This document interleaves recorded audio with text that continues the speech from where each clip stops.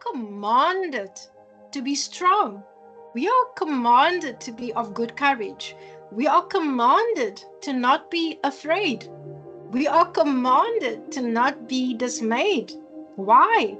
The Lord God is with us. If the Lord God Almighty, the creator of the heavens and the earth, is with us, it's almost like it's a slap in his face if we are afraid, if we are weak, if we are dismayed.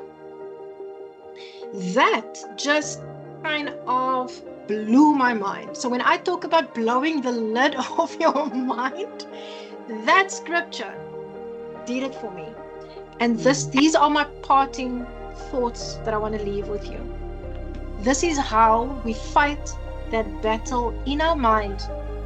And I'm not saying that we are not going to experience feelings of being stuck again. You will, because you are elevating into higher realms of operating where there's uncertainty. You've never been there before. Remember, so you are going to feel stuck, but that is okay, because that is when you have to lean more into God.